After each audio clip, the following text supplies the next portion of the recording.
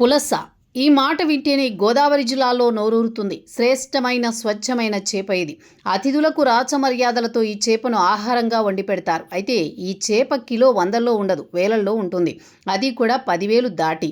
ఈ అరుదైన చేప దొరకడం చాలా కష్టం. ఈ ఏడాది తొలి చేప దొరికింది. 1200 గ్రాములున్న ఈ చేప ఏకంగా 14,000కు అమ్ముడైంది. అంటే ఈ చేప విశిష్టత ఏ స్థాయిలో ఉందో అర్థమవుతుంది. ఈ ఏడాది దొరికిన తొలి చేప కూడా ఇదే. దీంతో మత్స్యకారుల ఆనందానికి అవధులు లేవు. ఎల్నినో ప్రభావంతో తీవ్ర వర్షాభావ పరిస్థితులు నెలకొన్న సంగతి తెలిసిందే. గోదావరిలో నీటి ప్రవాహం కూడా అంతంత మాత్రమే.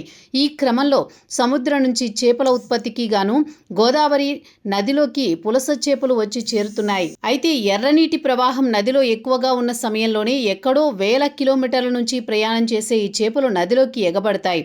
ఈ ఏడాది వర్షాలు లేకపోవడంతో నదిలో నీటి ప్రవాహం లేదు. అందుకే ఇంతవరకు పులస చేపలు నదిలోకి రాలేదు.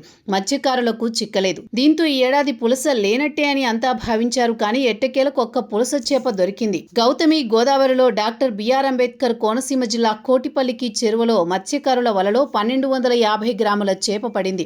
దీంతో మత్స్యకారుల ఆనందానికి అవధులు లేకుండా పోయాయి. ఈ ఏడాది దొరికిన మొదటి పులస ఇదే.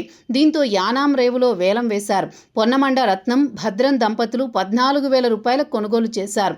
వెంటనే 500 రూపాయల లాభానికి మరో మత్స్యకారుడికి విక్రయించారు. సాధారణంగా యానంలో పులస చేపలు ఎక్కువగా విక్రయిస్తారు. కానీ గత కొన్నేళ్లుగా ఈ చేపలు చిక్కడం లేదు. దీంతో ఈ చేపలంటేనే జనాలు ఎగబడి కొంటున్నారు.